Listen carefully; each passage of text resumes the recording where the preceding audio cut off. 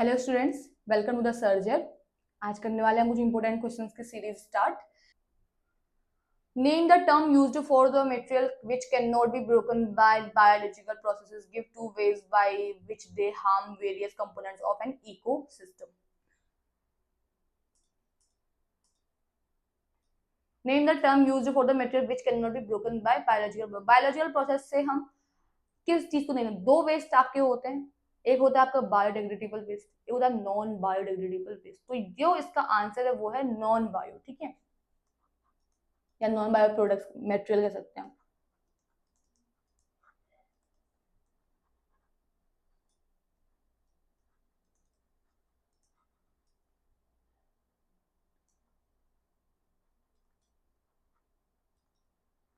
Non biodegradable materials की बात हो रही है जिससे हम बायोलॉजिकल प्रोसेस से तोड़ नहीं सकते हैं।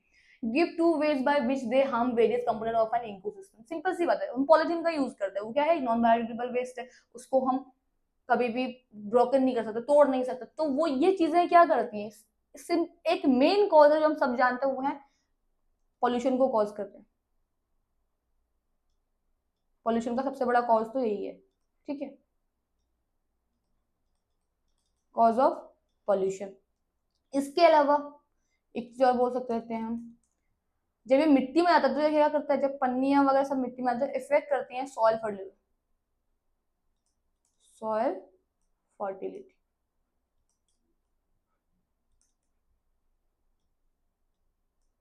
सॉइल फर्टिलिटी को इफेक्ट कर देते हैं।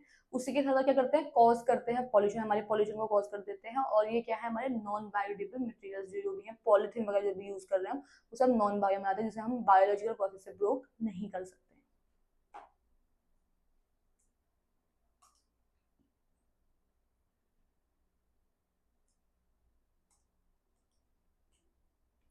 अगला क्वेश्चन पूछा है, sodium metal is strong under kerosene oil why. Stored under kerosene oil why. सबसे इसका रीजन ये है कि जो सोडियम मेटल है वो बहुत हाईली रिएक्टिव होता है, ऑक्सीजन के कांटेक्ट में आने से एकदम उसमें ब्लास्ट हो जाता है, इसलिए उसको हम केरोसिन में डुबा के रखते हैं। तो पहला तो आपका ये हो गया ए का, हाईली रिएक्टिव विथ ऑक्सीजन।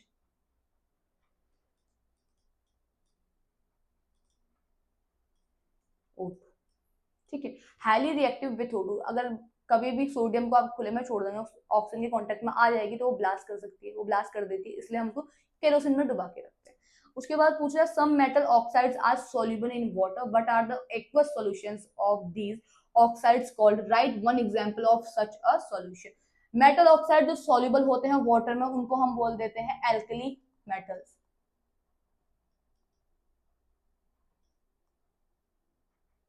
ठीक है। ऐसे मेटल्स को हम बोल देते हैं एल्कली मेटल्स। उसके बाद what are the aqua solution of these oxides का, एल्कलाइन सॉल्यूशन, इसको हम बोल देते हैं alkaline solution.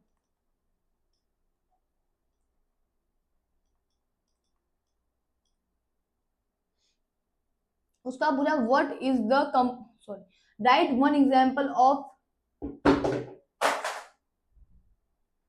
Right one example of a solution, ठीक है। राइट एक एग्जांपल लिखना है इन सारे सॉल्यूशन में से।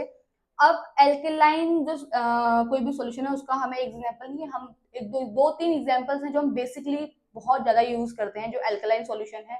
पहला आप बोल सकते हैं NaOH, उसके अलावा बोल सकते हैं KOH, ठीक है, NaOH एंड KOH। ये आपके हो गए हैं एल्कलाइन सॉल्यूशन के example. Sodium hydroxide, potassium hydroxide, ठीक है। और जो भी हमारा एक्वा सॉल्यूशन है उसको हम बोल देंगे एल्कलाइन सॉल्यूशन। उसके बाद पूछ रहा है, at ordinary temperature the surface of metal such as magnesium, aluminium, zinc is covered with a thin layer. What is the composition of this layers, state it importance, ठीक है। मैग्नीशियम, एल्यूमिनियम या zinc को की covering कर देते हैं हम किसी भी मेटल के ऊपर, वो क्यों करते हैं ये पूछ रहा है। इसकी कवरिंग हम इसलिए कर लेते हैं क्योंकि वो ऑक्सीडाइज ना हो, ठीक है, इसलिए हम लोग मैग्नीशियम, एल्यूमिनियम या जिंक की कोटिंग करते हैं। इसका इंपोर्टेंस यही है।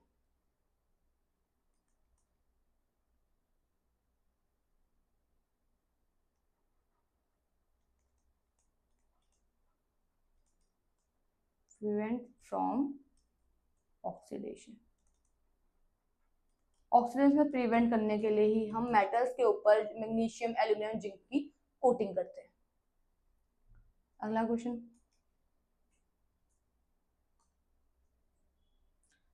it is observed that calcium on reaction with water floats on its surface. Explain why it happens. Also write a balanced chemical equation for the reaction that occurs. What happens when the aqueous solution of the product of this reaction react with carbon dioxide? Write a balanced chemical equation for the reaction. ठीक है, what is calcium की reaction करानी है water के साथ, ये आपका बन गया calcium hydroxide. Balance chemical equation उसमें पूछे तो सबके लिए हमें बैलेंस केमिकल इक्वेशन ही देनी पड़ेगी। ठीक है, अब बोल रहा है जब ये चीज बन जाती है उसके बाद बोल रहा है कि also right a balance chemical equation for the reaction that occurs. What happens when the aqua solution of product of this reaction react with carbon dioxide. ये जो है ये कैल्शियम हाइड्रोक्साइड का एक एक्वा सॉल्यूशन है, इसको बोल रहा है कार्बन डाइऑक्साइड के साथ रिएक्ट करवा दो वापस से। तो करवा देते हैं, COOH का होल ट्वाइस प्लस CO2, क्या बनेगा, Ca ले लेते हैं, CO3, अब H2O, दो H हमारे पास बचे हुए थे, एक हमारे पास O बचा हुआ था क्योंकि हमारे पास O2 यहाँ है, 4O है, 3 हमने ले लिया ऑक्सीजन, एक ऑक्सीजन बच गई थी, तो ये आपका बन गया कैल्शियम कार्बोनेट। ठीक है, जिसे हम लाइमस्टोन भी बोल देते हैं, ये बन गया, ये भी आपकी केमिकल बैलेंस्ड केमिकल इक्वेशन ही है। ओके, आगे बढ़ते हैं। List any two contraceptive methods practised by only by women, mention how this methods work. ये हमने प्रीवियस जो वीडियोस है उसमें भी क्वेश्चन करा हुआ है। इसमें जैसे मेथड आपकी बोल सकते हैं, आप कॉन्ट्रासेप्टिव पिल्स लेती हैं वुमेन्स, ठीक है, और कॉन्ट्रासेप्टिव पिल्स का लेने की जो मेथड है वो ओरली हम उसे लिया जाता है, वो पानी के साथ या किसी भी चीज के साथ आप फीमेल्स को ले लेती है। तो पहला तो आपका हो गया कॉन्ट्रासेप्टिव पिल्स। ठीक है, और कैसे वर्क करती है, आप ओरली पानी के साथ ले लेंगे तो वो प्रेगनेंसी वगैरह को कंसीव करने से रोकती है। उसके बाद अगला है आपका सर्जिकल मेथड। सर्जिकल मेथड के थ्रू वुमेन्स क्या करती हैं, सर्जरी करवा लेती हैं, ठीक है, उसके थ्रू प्रिवेंट कर लेती हैं। साथ में कॉपर टी, कॉपर टी एक कॉपर का एक बना हुआ मेटल का बना हुआ होता है, उसे इंसर्ट किया जाता है वुमेन्स की बॉडी के अंदर। तो बहुत सारी ऐसी मेथड्स हैं जिससे वुमेन्स यूज करती हैं। उसके बाद पूछा write the two roles performed by testis in human males. Write the two roles, main two roles क्या है। पहली बात तो आपकी ये फॉर्मेशन होती है, किसकी, स्पर्म की फॉर्मेशन होती है,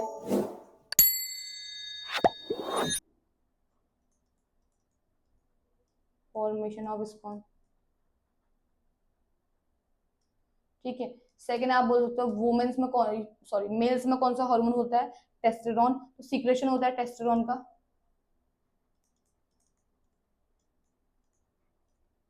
testosterone,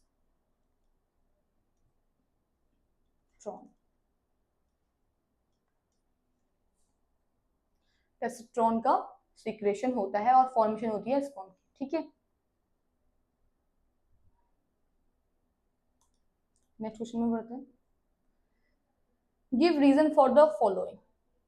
Alveoli in lungs are richly supplied with blood capillaries. उसके बाद बोला respiratory pigment in the blood takes up oxygen and not carbon dioxide. ठीक है, तो एल्वेओली जो है आपके वो लंग में richly supplied with blood capillaries. ऐसा क्यों होता है, क्योंकि जो ब्लड कैपिलरीज होती हैं वो क्या करती हैं, ज्यादा से ज्यादा एक्सचेंज करती है गैसेस का, एक्सचेंज फॉर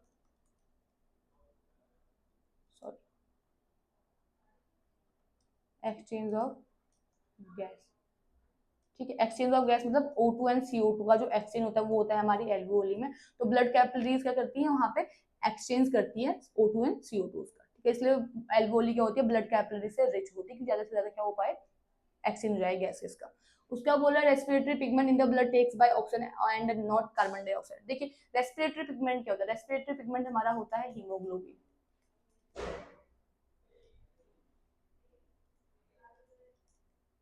तो हीमोग्लोबिन का जो वर्क है, हीमोग्लोबिन का वर्क है ऑक्सीजन को, ठीक है, ऑक्सीजन को लेके बॉडी के वेरियस पार्ट्स तक ले जाने का काम किसका होता है, हीमोग्लोबिन का होता है। हीमोग्लोबिन ऑक्सीजन को ले जाएगा, बॉडी के पूरे वेरियस पार्ट्स तक लेके जाएगा उसको। अब अगर उसका काम ही ऑक्सीजन को वेरियस बॉडी के पार्ट्स तक ले जाने का है, तो वो ऑक्सीजन को ही टेकअप है, वो कार्बन डाइऑक्साइड को नहीं करेगा, क्योंकि उसका काम ही नहीं है कार्बन डाइऑक्साइड को ले जाने का। कार्बन डाइऑक्साइड क्या होती है, कार्बन डाइऑक्साइड में होता है CO2 जो है डीऑक्सीनेटेड ब्लड, हम ऑक्सीजनेटेड ब्लड की बात कर रहे हैं।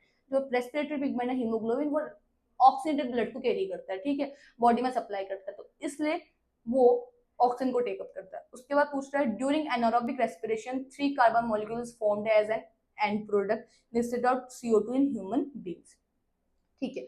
ड्यूरिंग एनारोबिक रेस्पिरेशन किस किस में होता है, एनारोबिक रेस्पिरेशन एक तो होता है यीस्ट में, ठीक है, एक होता है आपका ह्यूमन बीइंग्स में, एक होता है एरोबिक रेस्पिरेशन जो प्रॉपरली हम में होता है जब हम सांस ले रहे हैं, तो वहां पे आपके बनते हैं 6 कार्बन मॉलिक्यूल्स, ठीक है। उसके बाद बोल रहा है एनारोबिक रेस्पिरेशन, तो एनारोबिक रेस्पिरेशन होता है यीस्ट में, जिसमें आपके बनते हैं 2 कार्बन मॉलिक्यूल्स। उसके बाद मैं जो पूछा बोला 3 carbon molecule formed at in product instead of CO2 in human beings during anaerobic, ऐसा क्यों होता है, रीजन पूछ रहा है। एनारोबिक रेस्पिरेशन होता है हमारी बॉडी में होता है मसल सेल्स में, और वो होता है लैक इन ऑक्सीजन, ठीक है, lack oxygen O2 means O2 की वहां पे क्या होती है, प्रेजेंस बहुत कम होती है। इस वजह से जब ऑक्सीजन की प्रेजेंस बहुत कम होगी तो वो ग्लूकोज को कम्प्लीटली ऑक्सीडाइज नहीं कर पाता है, ठीक है, कम्प्लीटली ग्लूकोज को ऑक्सीडाइज नहीं करने के चक्कर में उस वजह से वहां पे 3 कार्बन मॉलिक्यूल्स ही बन पाते हैं। अगर यही बात एरोबिक रेस्पिरेशन के लिए हो रही होती तो वहां पे ग्लूकोज कम्प्लीटली ऑक्सीडाइज हो जाता है, इसलिए वहां पे 6 कार्बन मॉलिक्यूल्स बनते हैं। ग्लूकोज कन्वर्ट होता है पायरुवेट में, पायरुवेट से फिर वापस से पायरुवेट आपका 3 कार्बन मॉलिक्यूल वहां पे से भी कन्वर्जन होता है, ठीक है। तो इस कंडीशन में हमारी during anaerobic respiration human beings की बात हो रही तो यहाँ पे होता है लैक ऑक्सीजन, ऑक्सीजन की कमी होती है। और ये कब होती है, जब ह्यूमंस में होता है मसल सेल्स में, जब हम लोग बहुत तेज दौड़ रहे होते हैं एथलीट वगैरह में, तो उस टाइम पे ऑक्सीजन की कमी हो जाती है, तो ग्लूकोज कंप्लीटली ऑक्सीडाइज्ड नहीं हो पाता है उस कंडीशन में। तो वहां पे हम ये बोल देते हैं कि 3 कार्बन मॉलिक्यूल्स ही फॉर्म होते हैं, 3 कार्बन मॉलिक्यूल या लैक्टिक एसिड। क्या बनता है आपका यहाँ पे, लैक्टिक एसिड बनता है हमारी मसल्स में, और कार्बन मॉलिक्यूल बनते हैं 3 carbon molecule in human being plus energy, ठीक है। तो आज की क्वेश्चन सीरीज यहीं पे कंप्लीट होती है। हमारी और भी अगर आपको इंपॉर्टेंट क्वेश्चन सीरीज देखनी है तो हमारे चैनल को फॉलो करें, लाइक करें, सब्सक्राइब करें। Thank you.